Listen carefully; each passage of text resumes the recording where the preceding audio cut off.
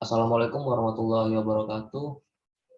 Perkenalkan, kami dari kelompok aplikasi pelacak slot parkir berbasis Internet of Things yang pengusulnya adalah Bapak Kamarudin, lalu manpronya adalah Bapak Heru Wijanarko, dan CEO manpronya adalah Pak Fajri Amirul Nasrullah.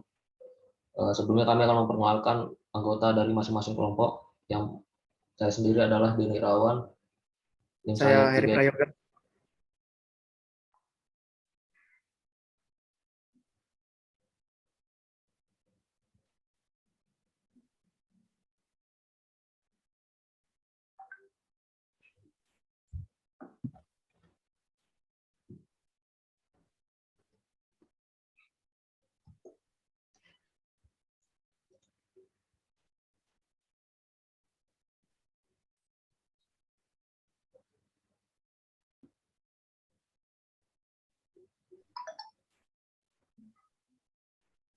Ya, yang pertama mungkin akan dijelaskan oleh Heri. Silakan Heri.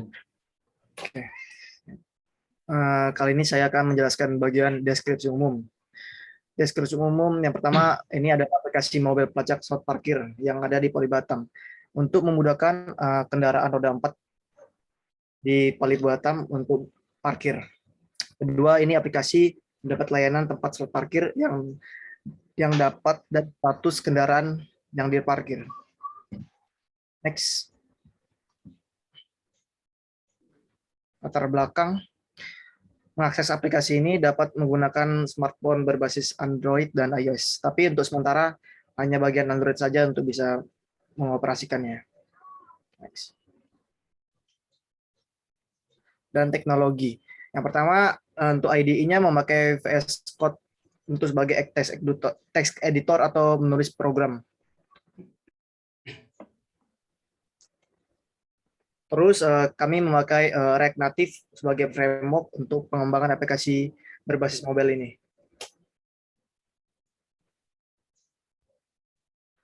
Dan juga teknologi terakhir ini namanya Visor sebagai mirroring device, mirroring dari real device untuk pengembangan aplikasinya.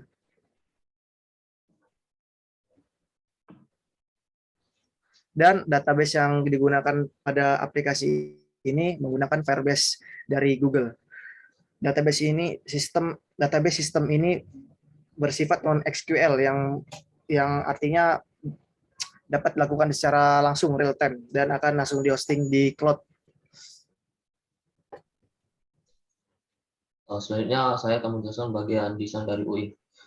Nah, di sini muncul sebuah gambar UI. Ini adalah landing page bagian navigasi halaman pertama. Nah, nantinya ketika user pertama kali membuka aplikasi, tampilan landing page ini yang akan muncul duluan.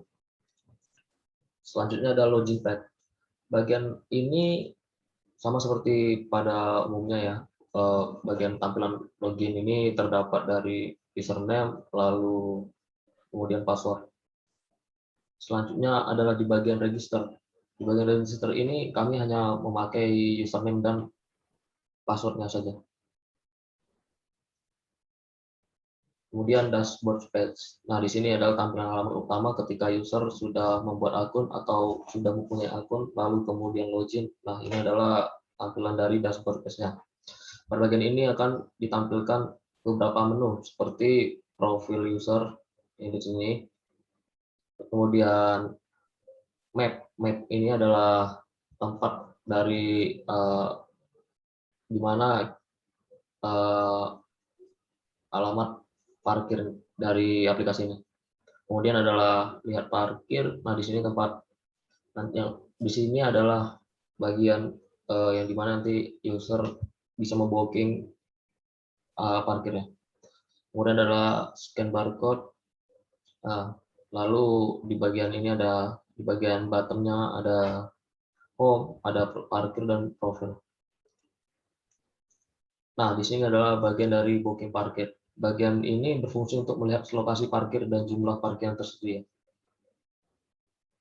Lalu bagian QR code ini nantinya user dapat men-scan dari tiket RFID yang telah dibuat oleh teman-teman dari jurusan elektronika. Lalu ada information page, ini bagian yang berfungsi untuk melihat lokasi kendaraan terparkir dan durasi waktu kendaraan terparkir. Lalu ada bagian profil page, pada bagian ini user dapat memilih beberapa menu, seperti melihat profil, kendaraan, lalu pusat bantuan, dan lain-lain. Mungkin selanjutnya akan dijelaskan oleh Faris. Untuk bagian kelima yaitu wireframe atau wireframe ini kami buat melalui Figma. Jadi untuk desain awalnya itu kami buat seperti ini, seperti urutan yang sudah dijelaskan oleh teman saya tadi, Denny.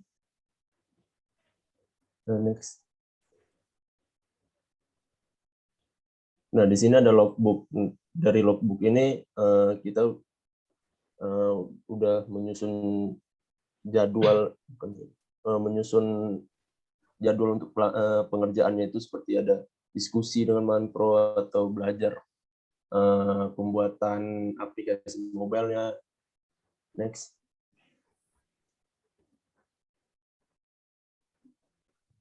Seperti untuk desain atau implementasi dan lain-lainnya. Next.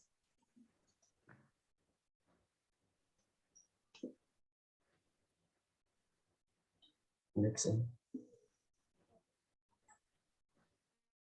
Nah, kendala yang masih kami alami yaitu berupa mengatur waktu PBL bersama jurusan elektro, konfirmasi Firebase-nya sendiri, mengoneksikan perangkat hardware sensor ke aplikasi mobile, dan yang terakhir yaitu bug dan error. Untuk masalah mengatur waktu bersama jurusan elektro itu bisa dibilang cukup sulit, karena anak elektro itu karena kebanyakan anak elektro yang di PBL kami ini anak pagi, dan kami sendiri itu anak kelas malam. Jadi untuk mengatur waktunya itu cukup sulit agar bisa bertemu membahas PBL tersebut. Next. Terima kasih atas waktu dan mendengarnya. Sekian dari presentasi dari kelompok PBL kami. Bila ada kesalahan ataupun ucapan yang kurang mengenakan, mohon dimaafkan. Kami akhiri. Assalamualaikum warahmatullahi wabarakatuh.